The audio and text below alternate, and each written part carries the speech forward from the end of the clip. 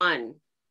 Welcome to New York Luxury Bridal Fashion Week, day 3. We're at the end of it all here, and we want to discuss the latest collections. And I'm here with Darcy Miller of Darcy Miller Design and editor-at-large of Martha Stewart Weddings. We're so thrilled to have you here today, Darcy. How are you? Thank you.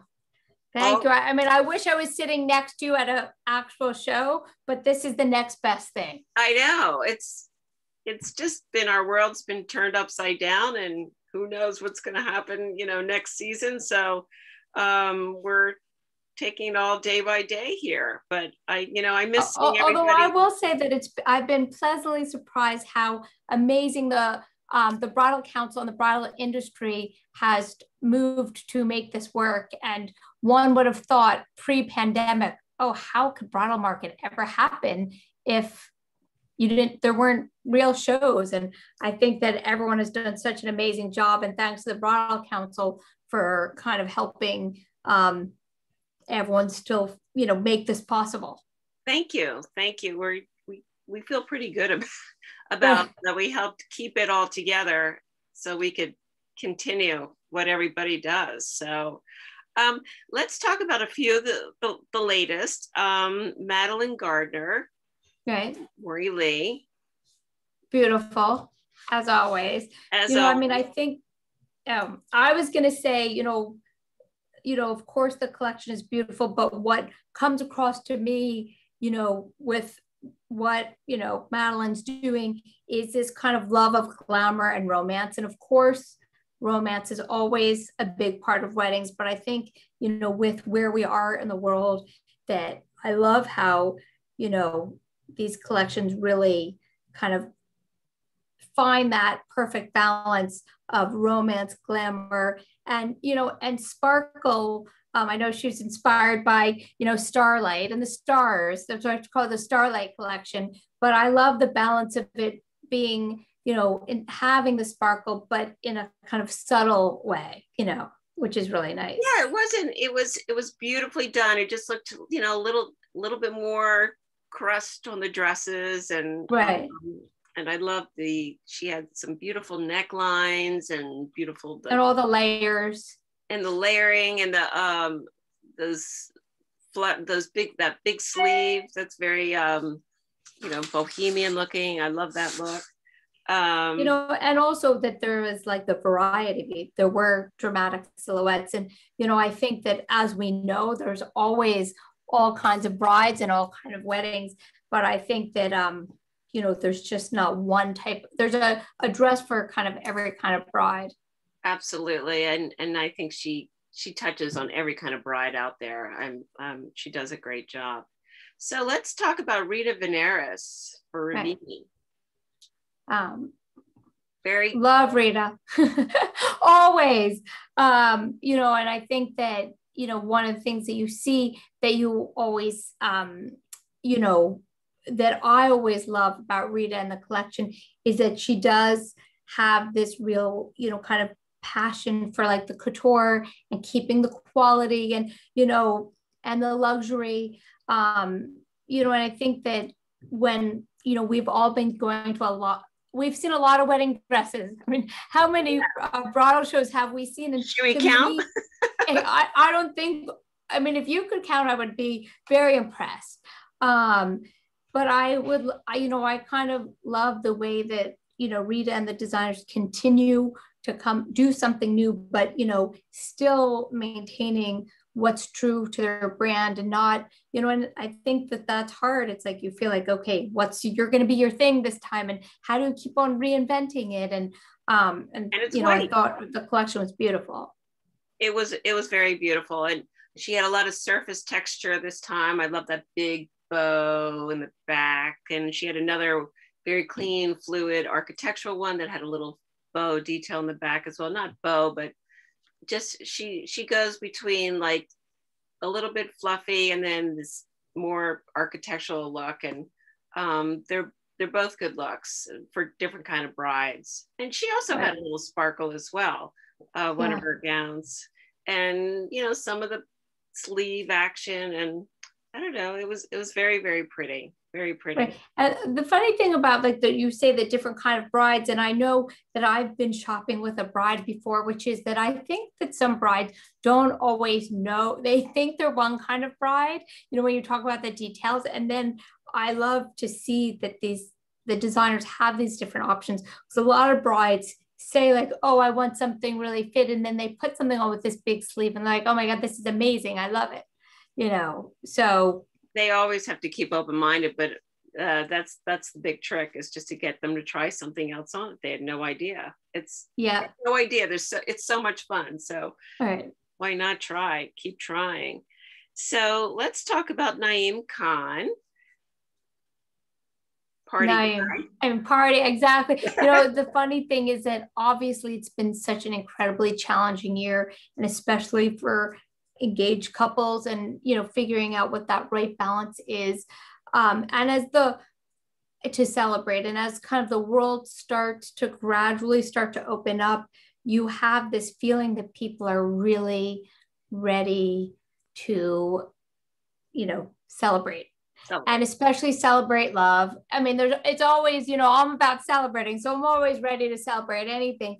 But I think that you know, Naeem as a designer has always been true to like this feeling of celebration. And whenever you see his collection, you feel like the dresses are a party themselves, whether it's like the fringe on, you know, on a, you know, short dress. And the funny thing about a dress like that, which feels 20s inspired, a lot of people talk about the roaring 20s and these periods of party that come up after, you know, harder times and periods of difficulty. So, you know, I love that, you know, I love that he is always ready to party. And I think his collection feels that way. And, you know, and I think the other thing that I really love about it, and I touched on this in some of the other ones, but that you really feel that each dress is not just designed for a different style, but a different bride in terms of their background, their location.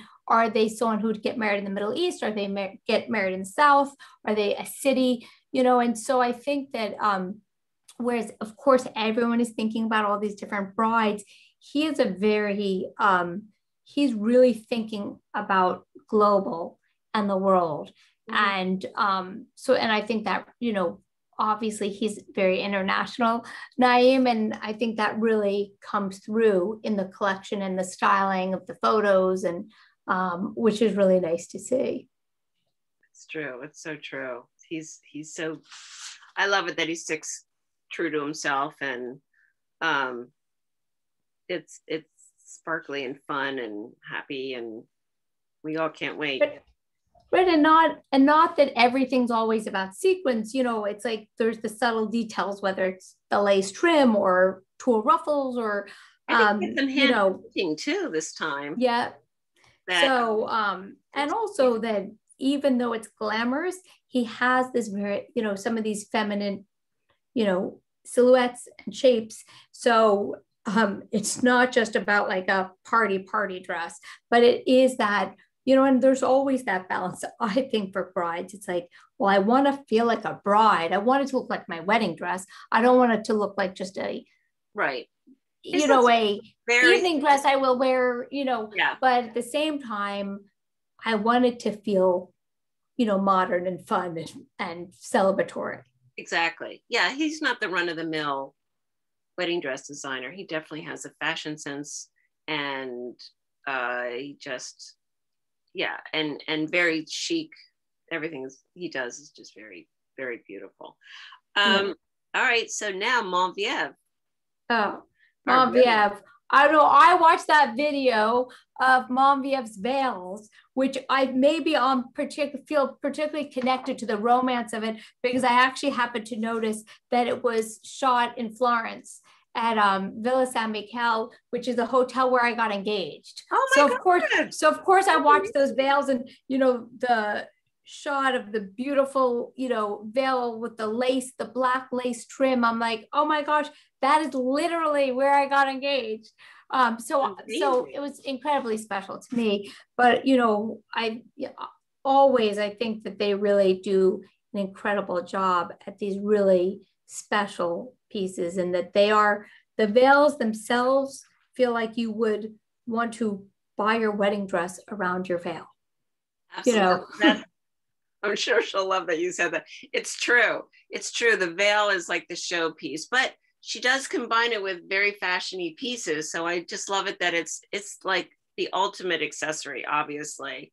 And it defines, it defines your outfit in a big way. And she has other pieces that are so special, not the typical veils that are art pieces. They're artisans on your, you have to be bold enough to want to wear it. A real person. She's really an artisan in what she does.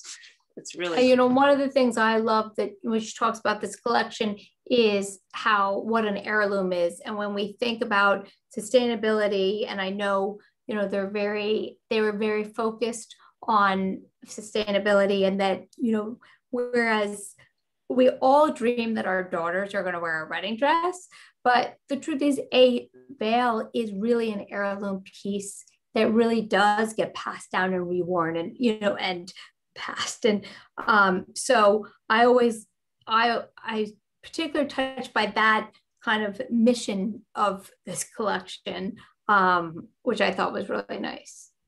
It's fabulous. And Darcy, is there anything else you'd like to say to brides right now? I mean, I want to say, first of all to all the brides who, have been engaged obviously in the last year, that, you guys deserve a major medal because I know that it is an exciting time of your life being engaged, and, ultimately you found the person who you love. So that's great.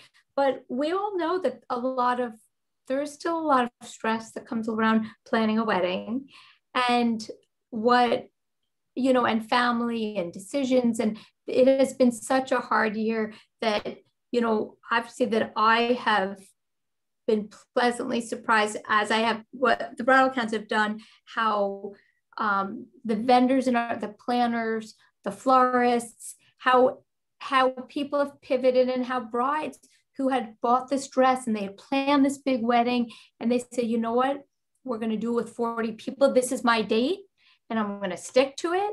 And and then they say, it's so special. Yes, it would have been nice, but I wouldn't have wanted it any other way. And so I really commend how people have been able to pivot in our industry, both the consumers, the brides, and the industry. And, and I just hope that now, and again, this pandemic is not over in any way. So it is not happening overnight, but, I hope as time goes on that more brides and grooms are able to kind of see their dreams of how they get married fulfilled, and that all the small businesses in our industry can, kind of get more business. And, I just, we started on our Instagram feature called Meet the Blank, and we have different people make cookies and florists, and, and it's like, I just want to get behind every small business, and even the bigger businesses in the fashion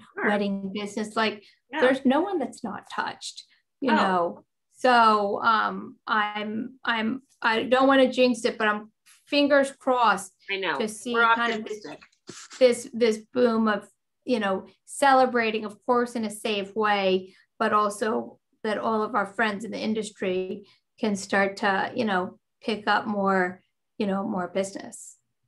And that's a great statement and a great way for us to end New York Luxury Bridal Fashion Week. I want to thank Darcy Miller of Darcy Miller Designs, and editor-at-large of Martha Stewart Weddings, for joining us. And I want to thank everybody for watching New York Luxury Bridal Fashion Week. And we hope to see you all in October. Great. Thank you. Thank you.